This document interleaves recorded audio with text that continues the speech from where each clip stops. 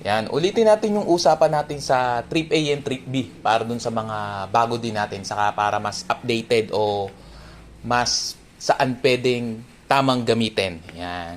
Parang update lang to dun sa mga naunang videos natin. So pag-usapan natin yung Trip A and Trip B kung saan pwede talaga siyang gamitin. Ayan, para sa mga bago din nating nakakuha ng motor o hindi pa din gets yun, o para makatulong tayo. Ayan. Saan nga ba pwedeng gamitin yung Trip A and Trip B? Saka paano nga bang nakikita yon? So tingnan natin.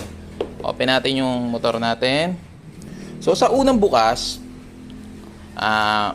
sa normal yan na makikita mo yung total. Ayan. Para makita mo yung Trip A, pindutin mo yung select. Ayan. Ang susunod naman yan yung Trip B. Ayan. Pagka pindot mo ulit, lalabas na dyan yung total average mo ng gasolina mo sa 1 litro. Ayan, per liter. Tapos, yung voltahe ng battery mo. Ayan. So, saan pwedeng gamitin yung Trip A and Trip B?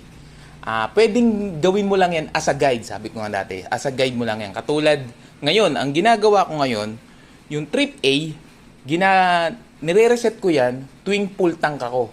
Para nalalaman ko kung nakailang odo ako pag naubos ko na yung gasolina ko. Yan.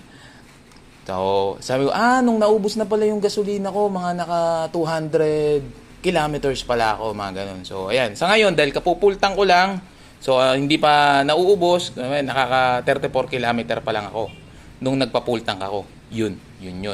So, yung Trip B, saan naman pwedeng gamitin? So, katulad nung advice nung iba, dahil nga yan, ang Trip A and Trip B, ay nakuha natin sa mga kasamahan din natin dito, salamat din, ay nare-reset yan every 1,000.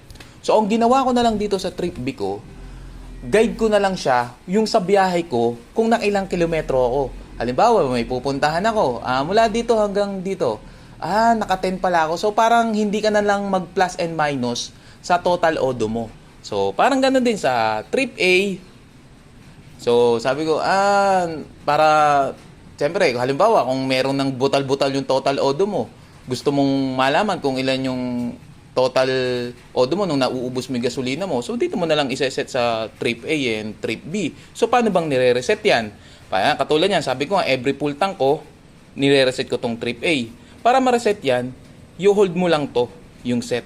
Pag hinold mo yan ng mga 3 seconds, magsi-0-0 yan, yung Trip A. Tapos, para yun, yung Trip A nga pala, may kinalaman dito yan sa Trip A na average fuel consumption natin. Kung gusto natin din ma-reset to, sa tansya natin parang hindi tama yung consume mo, sige, i-reset ko. I-reset mo yung Trip A para ma-reset din to. Tapos tignan mo ulit, pag nakaubos ka ng 1 liter, tignan mo kung nagbago nga yung total average mo. So, ganun din sa Trip B. Yan. Para i-reset mo din yan, nare-reset yung Trip A and Trip B, hold mo lang din tong set. Mga 3 seconds, mga ganyan, magsisiro yan. So, doon pwedeng gamitin itong Trip A and Trip B natin. Kumbaga, guide lang siya kung saan natin siya pwedeng gamitin. Pwedeng kayong baliktado, pero kaya ginamit ko yung Trip A sa gasoline tuwing magpapapultang ako kasi may kinalaman siya sa total average.